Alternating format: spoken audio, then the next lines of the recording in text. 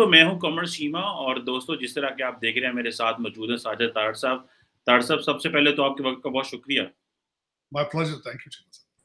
तारड़ साहब, दो बड़ी डेवलपमेंट्स हैं। एक तो बड़ा जिसे कहेंगे सोसाइटियल डिजेनरेशन है कि एक अमेरिकन जो है वो हमारे पाकिस्तान में आई, डीजी खान में एक फोर्ट वो देखने गई और वहाँ पे जो गाइड थे उन्होंने उनको उनके साथ रेप कर दिया और उनको हिफ्ज़ बजा में रखा।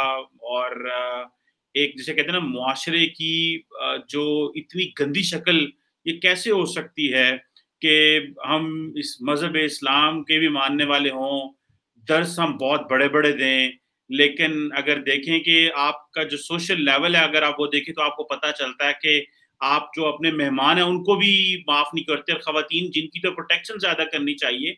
तो ये हमारा मुआशरा किस तरफ जा रहा है, और वो भी एक अमेरिकन खातून जो कि हमारी मेहमान थी। कोई भी मेहमान कहीं से भी होता, बेशक इंटरनल ही होता।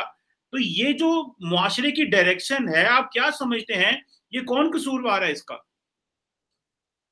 शीमा साहब, इस पे मैं दो मुख्तलिफ, मेरा एक तस्वीर को देखने के हमेशा दो एंगल होते हैं। एक एंगल तो बिल्कुल मैं एग्री करता हूँ।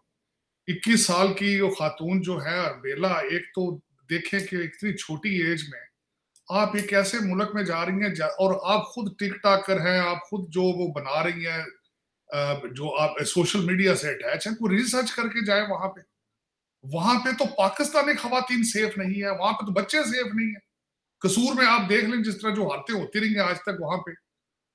और अभी वो नूर मुकद्दम का अभी जो जिसका फैसला हो चुका, वो भी बंदा अभी जिंदा फिर रहा है। ये तो सोसाइटी जिस जगह पे वो गई है, इनको जाते दफा देख के जाना था वहां क्राइम रेट क्या है, वहां की जुडिशरी क्या कर रही है, पुलिस वहां प्रोटेक्शन देने से दे सकती है कि नहीं दे सकती।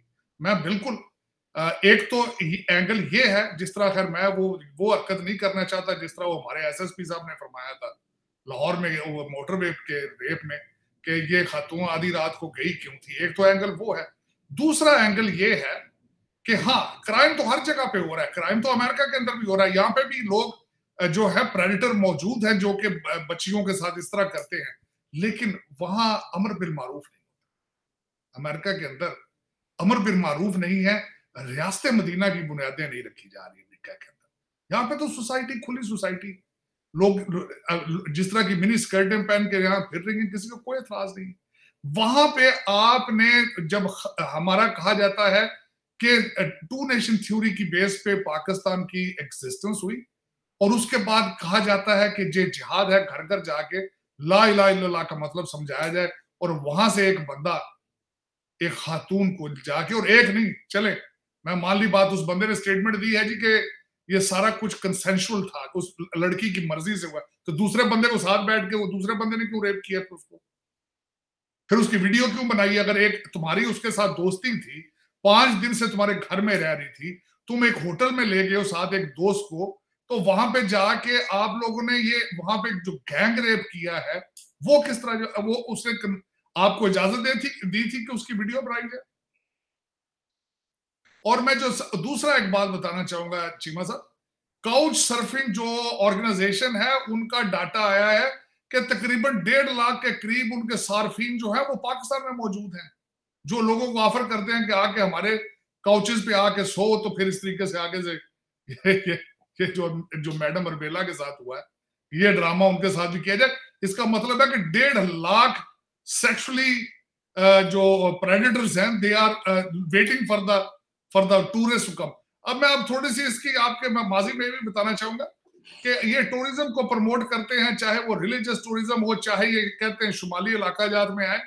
आपको बताना चाहूंगा, पहले मैं स्टोरियां पढ़ चुका हूं कि किसी टूरिस्ट से कैमरा एक देख के किसी ने मर्डर किया था उसका शुमाली इलाके जात, किसी का साइकिल देकर छीन के उससे ना सिर्फ रेप करते थे बल्कि उसको मर्डर हुए।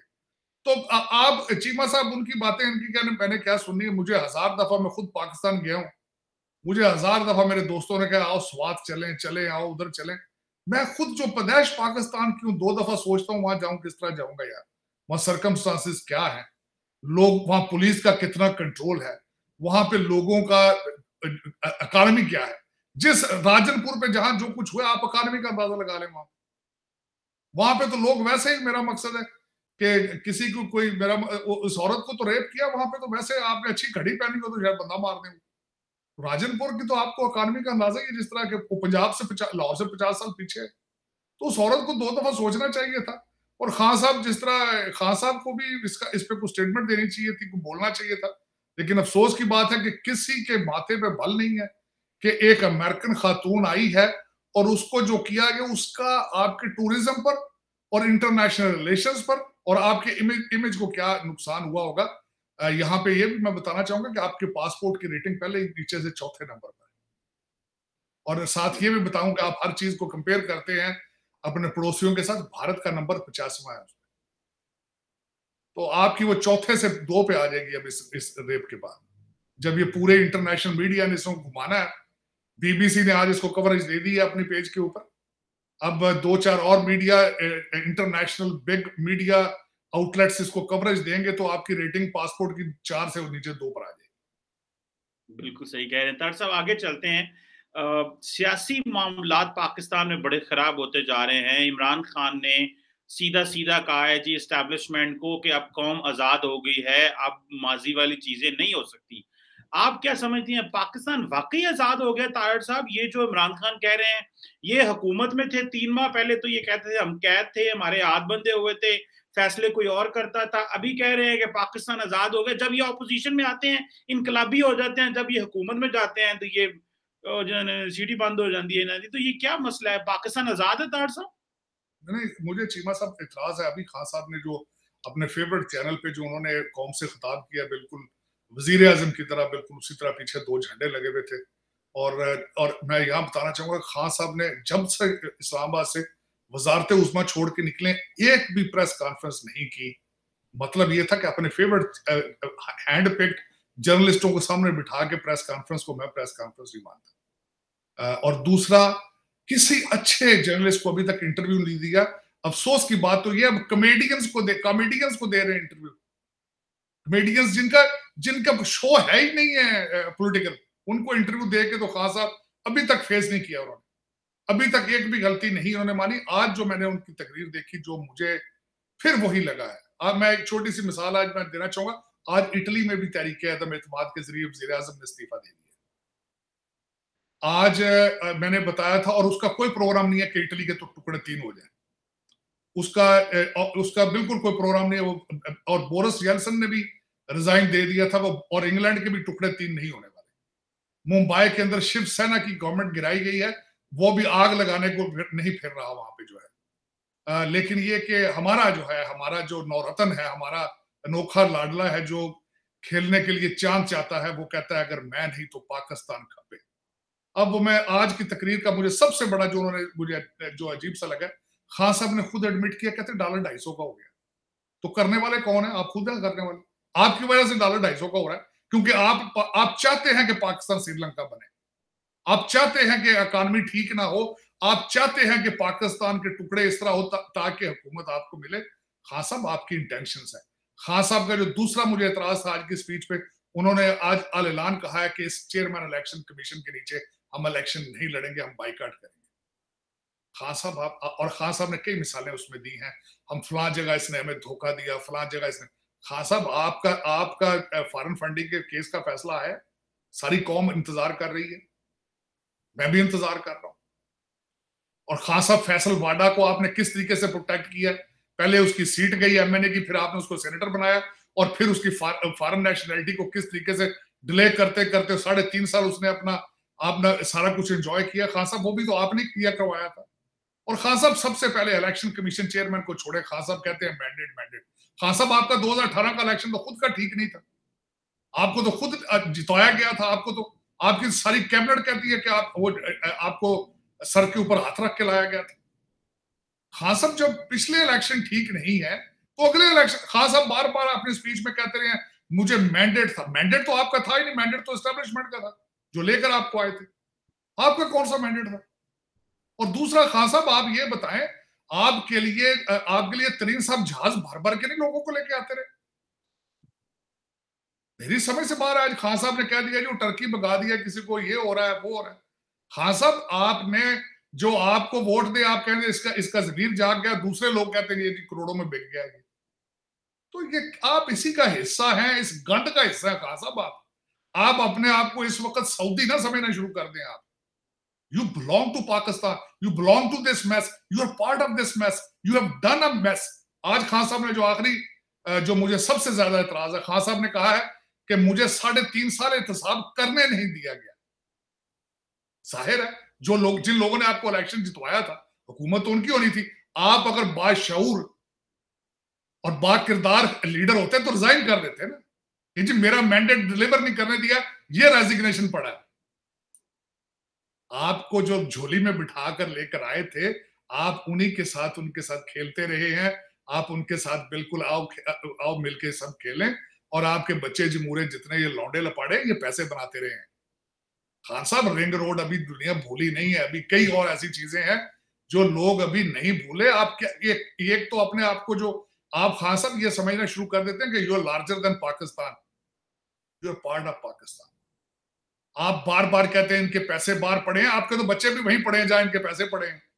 खान साहब आप भी इन्हीं का हिस्सा है, आप इसी रूलिंग एलीट का हिस्सा है। आपका जो महल जो 400 कनाल पे बनी गाला में, वहां पे नॉर्मल इंसान को रहता है, वहां एलीट ही रह सकती है। और जो आपका खर्चा है महीने का, आपका कारोबार क्या है, आपकी जॉब क्या है, वो कहां से चल रही है? कोई है हिम्मत किसी की कि पूछे खान साहब से, खान साहब आपका खर्चा किस तरह चल रहा है? इसका कोई जवाब है किसी के पास? देखे ना ये नवाज शरीफ वगैरह की तो चलो मिलें थी ना, स्टील मिल थी, मैं मान लिया करप्ट होंगे। जरदारी के भी बाप का कुछ ना कुछ कारोबार होगा, आपका तो कारोबार ही कोई नहीं है, ना जॉब है आपके पास। आपका खर्चा कौन चलाता है? आप जो अमीरुल मोमिनीन है, आपका खर्चा कौन चलाता है? हलाल है वो सारा कुछ?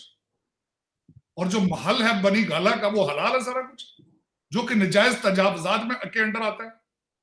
लेकिन अफसोस हुआ है और आज सारा ब्लेम उन्होंने डाल दिया है कि 3.5 साल मुझे करने कुछ नहीं दिया। खान साहब रिजाइन देना चाहिए था आपको, अगर आपका किरदार होता। आप इंजॉय करते रहे, यू वर लिविंग लार्ज।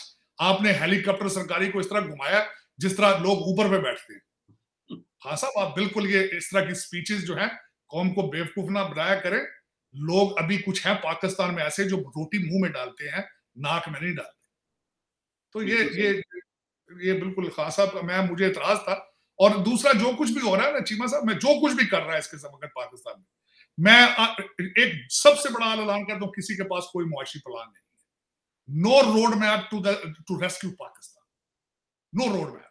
और मैं यहाँ ये याद कराना चाहूंगा, श्रीलंका बैंकरप्ट हुआ था जब वहां पे $230 का हुआ था। और मेरी इंफॉर्मेशन के हिसाब से आपकी भी एलसीज खुलना बंद हो चुकी है। जो लोग पाकिस्तान से बाहर कारोबार कर रहे हैं इस वक्त कैश पे कर रहे हैं। अच्छा तार साहब, ये जो एक तो बिल्कुल ये सही आपने पिक्चर डिपिक्ट की है। एक और बड़ा ट्रेंड आया है इमरान खान साहब लेके आ रहे हैं, जो फ्यूचर ट्रेंड है। आज इमरान खान साहब ने कहा है कि अगर आज जो इलेक्शन हो रहा है पंजाब के चीफ मिनिस्टर, 11 करोड़ की आबादी, सबसे बड़ा पाकिस्तान का सूबा है, अगर उन्होंने कहा है कि इलेक्शन में धांधली की गई, एक तो ये वॉर्न बड़ा करते हैं, वो धांधली की गई, उन्होंने कहा फिर मेरे कंट्रोल में चीजें नहीं रहेंगी। उन्होंने सिंपली एक बात की है खान साहब ने कि मैं फिर लोगों के समंदर को नहीं रोक सकूंगा अगर अवाम के मैंडेट की डिसरिस्पेक्ट की। एक बात, आज आपको पता है पंजाब में एक एमपीए को लोगों ने गाड़ी से उतार के मारा है, क्योंकि उनके बारे में ये था जनाब कि ये इमरान खान साहब के खिलाफ था। तारड़ साहब, ये जो वायलेंस है, ये एक तो थी बदतमीजी, ठीक है वो कोई नहीं, आप कर लें बदतमीजी, लोगों ने ये बर्दाश्त कर ली बदतमीजियां, टीवी पे गाली गलोच जो आप भी बात करते हैं कि ये करते हैं। लेकिन अभी ये जो वायलेंस लेके आ रहे हैं, लोगों को कहते हैं कि आपके बच्चों की शादियां कोई अटेंड नहीं करेगा, आप जब शादियों पे जाएंगे तो लोग आपको फिर देखेंगे, आपको आप लौटे हो, तो ये जो वायलेंस है बेसिकली ये टेसिड अप्रूवल है कि अब जो उनका मैसेज सुन रहे हैं इमरान खान साहब का, उसका उतना आईक्यू लेवल तो नहीं है। वो तो अगले बंदे को देख के तो गाली दे दे, उसको मार दे, कुछ कर दे, तो अब तो ये वायलेंस पे उकसाना शुरू हो गए हैं। तो आप क्या देखते हैं कि ये इलेक्शन भी जीत रहे हैं, गालियां भी निकालते हैं, वायलेंस भी करना चाहते हैं, इलेक्शन कमीशन को भी कहते हैं कि भाई इसको बदलो, लगाया इलेक्शन कमिश्नर खुद है, लेकिन आप कहते हैं कि वो कभी ये मेरा इलेक्शन कमिश्नर नहीं है। ये जो वायलेंस का एलिमेंट पॉलिटिक्स में तारड़ साहब लेके आना चाह रहे हैं इमरान खान साहब जो हैं, और यूथ को मोबिलाइज कर रहे हैं, मोटिवेट कर रहे हैं, इंसाइट कर रहे हैं, इसके क्या कॉन्सिक्वेंसेस हो सकते हैं? इसके कॉन्सिक्वेंसेस मैं ड्रा करना चाहता हूं आपको। आज खान साहब ने बिल्कुल ये कह दिया है कि अगर मेरी मर्जी का चीफ मिनिस्टर पंजाब में ना बना तो फिर वो पिक्चर जो श्रीलंका से आई थी ना, कि लोग वहां वजीर आजम के घर में घुस के स्विमिंग पूल में नहा रहे थे, बिल्कुल खान साहब चाहते हैं कि उसके बाद ये होगा, और खान साहब करेंगे। लोगों के बच्चों की लाशों पर सियासत करेंगे। इनका बिल्कुल रोड मैप आज नजर आ रहा है उसमें। उन्होंने कहा ना, जिस तरह कहा कि लोग मेरे कंट्रोल में नहीं होंगे, दर हकीकत उसका मतलब यही है कि फिर मैं लोगों को कहूंगा कि बाहर निकलो और प्रेसिडेंसी में भी घुस जाओ और मारो भी, और जाके मरो भी तो मारो भी। तो ये खान साहब पहले दूसरा देखें, आप तो उसकी बात कर रहे हैं, तो जो इनके मिनिस्टर्स जो इनके जो चेहते हैं वो तो पहले ही कह चुके हैं कि हमें दीवार से लगाया तो अस्करी विंग बना देंगे अपने। चैलेंज तो पहले ही कर चुके हैं। वो चैलेंज किसका? फौज को चैलेंज, और किसको चैलेंज? अस्करी जो है वो अस्करी को चैलेंज कर सकता है ना जी। वो उन्होंने अस्करी को करके कोई उन्होंने पटवारियों को तो नहीं ना आगे लड़ने के लिए अस्करी विंग बनाना। लेकिन देखें, आर्मी चीफ मर्जी का चाहते हैं, इलेक्शन कमीशन चेयरमैन है मर्जी का चाहते हैं, सुप्रीम कोर्ट का चीफ जज ये मर्जी का चाहते हैं। और ये देखें अब जरा सूरत हाल, इस बंदे की सूबा सराज में इसकी हुकूमत है, बल्तिस्तान गिलगित इसकी हुकूमत है, आजाद कश्मीर में इसकी हुकूमत है। देखें, और उसके बाद ये है कि सिर्फ और सिर्फ ये निकला है तो इस्लामाबाद से निकला है, बाकी हर जगह इसका कंट्रोल है। एफसी के ऐसे ही तो नहीं ना, एफसी के लोग शलवारें कमीजें पहन के ऐसे ही तो नहीं मुजफ्फरगढ़ पहुंच गए थे। ऐसे ही तो नहीं ना वो कह रहा सुबह सराज का जो चीफ मिनिस्टर है कि मैं अपनी टैंकें तोपें खुद लेकर आऊंगा। ये इतना पावरफुल इंसान है, लेकिन आगे वो ये चाहता ये है कि टैंक निकले। अब वो देखें, मजे की बात ये कि लोग कहते हैं कि हम टैंकों के नीचे लेटेंगे, तो खान साहब ने कहा कि वो टाइम आ चुका है। ये उनका मतलब था कि टैंकों के नीचे लेटने का टाइम, अगर मेरी मर्जी का चीफ मिनिस्टर ना बना तो फिर लोग टैंकों के नीचे नीचेंगे। उनका मतलब बिल्कुल यही था, और यही होने वाला है। क्योंकि देखें, मुआशी तौर पर आप बिल्कुल बैंकरप्ट तो हो चुके हैं। जिस कंट्री के अंदर एलसीज ना खोले उसको क्या कहते हैं? सिर्फ अब ये रह गया है कि आपके पेट्रोल बिल्कुल बंद हो जाए, आपका आना जाना, आपकी पीआईए ग्राउंड हो जाए, फॉरेन एयरलाइंस आना बंद कर दें। जिस तरह श्रीलंका में इस वक्त हो रहा है कि वो सिर्फ पेट्रोल जो है बसों को देते हैं, गाड़ियों स्कूटरों को वो पेट्रोल भी नहीं देते, 500 रुपए का लीटर है वहां पे। तो अब उससे कितने दूर आप रह चुके हैं।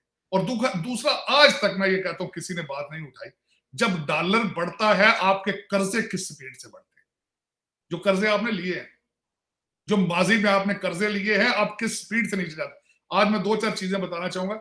वर्ल्ड बैंक ने असेस किया कि आपके रुपए की असल वैल्यू 185 रुपए है। ये सारी गेम जो है, ये सारे ये ब्लैकिए बैठ के ये कर रहे हैं सारा कुछ। आपके असल रुपए को आज असेस किया तो उन्होंने कहा $1 185 रुपए का होना चाहिए। लेकिन ये कि बस मैं अब आज क्या कहूं कि आप के खास अफसोस, मैं खुद खान साहब का बहुत बड़ा मदार रहा हूं ये सारा कुछ देखने से पहले तक। मुझे खान साहब बैठ जाते अपोजिशन में तो मैं फिर भी इनका मदार था, लेकिन ये कि इन्होंने जो जिस तरीके से परफॉर्म किया, इन्होंने जिस तरीके से इनका प्रोग्राम है पाक पतन को सूबा बनाने का, आगे जिस तरह इनका प्रोग्राम है वसीम अकरम 4 ढूंढ के लाएं, और जिस तरीके से इनका प्रोग्राम आगे सारा कुछ है कि अमेरिका की एम्बेसी बंद कर दी जाए, जिस तरीके से इनका प्रोग्राम है कि कट्टे बेच बेच के रशिया से तेल लिया जाए, तो नियाजी साहब इस तरह होता नहीं प्रैक्टिकल लाइफ, पैसों से होता है। इस वक्त कोई मुझे बाशऊर पाकिस्तानी ये बता दे कि आपके पास दुनिया के साथ ट्रेड करने के लिए क्या, कौन सी प्रोडक्ट है। आप एक्सपोर्ट करें तो क्या करेंगे, आप अगर कुछ इंपोर्ट करेंगे तो उसके रिटर्न में क्या देंगे? आप पकौड़े ही दे सकते हैं और तो कुछ नहीं दे सकते। डॉक्टर साहब, ये बात की जा रही है कि इमरान खान साहब जो हैं वो उनके मुकाबले में पंजाबी स्टाइल ऑफ पॉलिटिक्स होना चाहिए। ये आज वो देखें, जब तक वो कहा जा रहा है कि अगर पीएमएलएन ने जब तक गालम गलोच ना की, जब तक इमरान खान साहब को वो जिसे पंजाबी कहते हैं नानी याद ना कराई, तो इमरान खान साहब तो देखे ना, वो फवाद चौधरी ने आके टीवी पे कह दिया, उसने कहा हमारा एक एमपी अप्रैल का इस्तीफा दे के चला गया। उन्होंने कहा 40 करोड़ दे के जरदारी ने भेज दिया है, और जरदारी लोग इस तरह वो खामोश है, वो जवाब भी नहीं देते। तो ये जो पीएमएलएन है, ये जो पॉलिटिक्स चल रही है, इसमें ये पंजाबी स्टाइल अगर पॉलिटिक्स में ना उतारा गया तो आप क्या समझते हैं? जिस तरह आज फजलुर रहमान ने कहा है कि ये जो आपकी तितलियां उड़ती हैं, ये तितलियां जो हैं ये जमीन पे पाँव नहीं रख सकेंगी, क्योंकि आपके जो यूथी हैं उनके लिए हम जमीन गर्म कर देंगे। तो ये वो अभी ये माहौल गर्म हो रहा है। तो आप क्या समझते हैं कि पीएमएलएन जो जिसने एंटी स्टैब्लिशमेंट बयानिया खत्म कर दिया, क्योंकि वो अब उनके अंदर लड़ाई पीएमएलएन की शुरू हो गई है कि जो नवाज शरीफ का बयानिया था वो इमरान खान के पास चला गया, तो नवाज शरीफ ने तो हार नहीं है।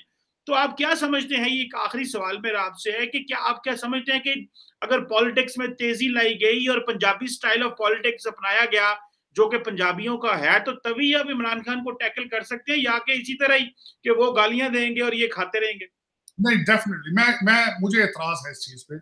सबसे पहले ये एतराज है कि खान साहब को पहले तक तो समझा गया था कि इनको फौज की सपोर्ट हासिल है। लोग डरते थे बड़ा अरसा इनसे, लोग डरते रहे इनसे, इनके खिलाफ बात करने से कि इनको फिर हो सकता है इनकी बॉडी बोरी में किसी में मिले, लेकिन अब तो इन्होंने वो उतार कर उसके बाद बड़ा अरसा ये होता रहा कि सिर्फ वाहिद गालियां देने का हक सिर्फ इनको है। और उस पे दूसरा कि इनकी गालियों से फिर इनके साथ जो इनके बच्चे हैं लौंडे लपाड़े, वो ट्विटर सारे वो सीख गए हैं कि गालियां देनी। वो दूसरे नून लीग वाले बेचारे अभी तक ट्रेंड ही नहीं हुए। अच्छा, ना उनके पास टीम है।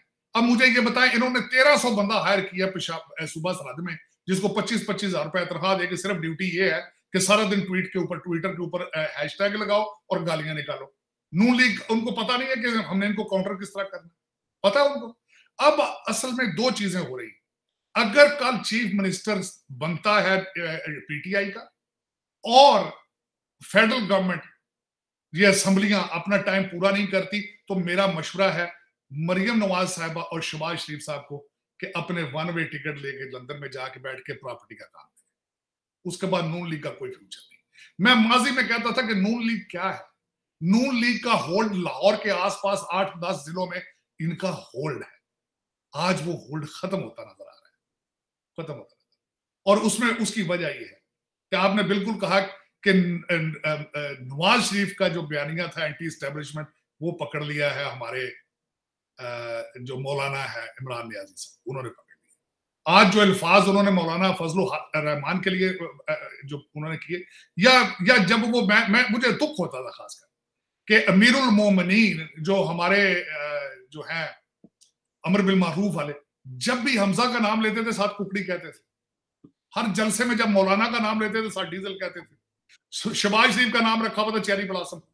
ये 70 साल का आदमी है, 70 साल का बाबा है। ये क्लीन शेव करने से, बाल काले करने से, बाल लगवा लाने से एज नहीं छुपती। खान साहब, आप 70 साल के बाबे हैं आप, और आप वजीर आजम पाकिस्तान के रहे हैं। आप कहते हैं मैं अमर बिन मारूफ, मैं खलीफा अमीरुल मोमिनीन हूं, मैं ऑक्सफोर्ड का पढ़ा हूं। तो ये सिखाया गया आपको कि आप हमजा कुकड़ी, यार तुम कुछ इंसानों वाली बात करो यार। आज इसने ऑलमोस्ट हर बंदे को चोर डाकू कहा है बगैर किसी प्रूफ के। और यार अदालतें उनको सजा दे कि चोर कहें, तो फिर तो आप चोर कहो उसको। जरदारी साहब के खिलाफ आपने सख्त अल्फाज इस्तेमाल किए, लेकिन आप भूल गए कि जिस तरीका आप मलक रियाज के जरिए मिन्नतें करते, जब उनकी टेप निकली थी मिन्नतें कर रहे थे आप उनकी। तो लेकिन ये कि मसला ये है, इमरान खान का कसूर नहीं है। एक तो इनको बिगाड़ने में हम आपकी फौज का हाथ है, एस्टेब्लिशमेंट का, कि उन्होंने इस बंदे को इतना सपोर्ट किया है, उसको आपकी सपोर्ट का नशा हो गया। हर चीज आप प्लेट में रख के देते रहे, उसको लाडला बना दिया आप। और आखिरी बात ये चीमा साहब मैं कहना चाहूंगा, जो आज उन्होंने पाकिस्तान की मैं समझता हूं सबके सबसे ज्यादा ज्यादती की, उन्होंने कहा हमने नाम नोट किए हैं उन अफसरों के जिन्होंने हमारे साथ ज्यादतियां की थी सियालकोट में और 25 मई को। हम देखेंगे उनके साथ क्या करना। कोई बाशऊर आदमी ये लफ्ज इस्तेमाल करेगा? मैं कहता हूं जो मर्जी उनके साथ आप करो। आप नेशनल टीवी पे कहेंगे कि हमने नाम उनके लिस्ट बना ली है उनकी, उन अफसरों की, कि जिन्होंने हमारे ऊपर, ओ भाई वो तो जाब कर रहे थे भाई, उनको ऑर्डर थे ऊपर से, उनको पकड़ो जिनके ऑर्डर थे। एक सिपाही जरा जाब कर रहा है, उसके पीछे तुम क्यों जाना चाहते हो भाई? अगले दिन चीमा साहब, जिस दिन इनकी 15 सीटें आई हैं, 4-5 डीपीओ सियालकोट के, उनके जिस तरह इन्होंने उनके पीछे ये यूथिये गए, आप सोच नहीं सकते। इसको अब मेरे ख्याल में खान साहब की जो ख्वाहिश है, आज भी उन्होंने कहा श्रीलंका, खान साहब चाहते हैं कि श्रीलंका बने, लेकिन खान साहब ये इससे आप आगे जाएंगे तो पीछे नहीं आ सकेंगे। जब एक दफा आपके हाथ से पाकिस्तान या हर चीज निकल गई, तो फिर उस पर यू टर्न नहीं लिया जा सकेगा। फिर ये अब मैं छोटी सी बात कहता हूं आपको, हर आपके देखने वालों को, अंडर गिवन सर्कमस्टांसेस जो हम डिस्कस कर रहे हैं, कोई बैंक आपको कर्जा देगा? कोई देना चाहिए किसी को? यह भी सवाल, देना चाहिए किसी को? आपको किसी दूसरे मुल्क को चाहिए कि इन सर्कमस्टांसेस में, जहां आपका एक्स वजीर आजम कहता है कि मैं आग लगाने लगा पाकिस्तान को, इन सर्कमस्टांसेस में आपको चाइना को चाहिए आपको पैसे दे, सऊदी अरेबिया को चाहिए पैसे दे आपको, IMF को चाहिए कि वो आपको पैसे दें वो? लेकिन देखें क्या बनता है। लेकिन ये कि इसमें मैं इन सब को जो कुछ सारी सर्कस, मैं सर्कस को ब्लेम नहीं करूंगा, सर्कस को बनाने वाले को मैं ब्लेम करूंगा। ये सारा गंद जिसने डाला है उसकी मॉरल रिस्पॉन्सिबिलिटी है इसकी सफाई करें। ये हाइब्रिड सिस्टम क्रिएट करने वालों की जिम्मेदारी है इसके चार्ज अपना, इसका चार्ज संभालें।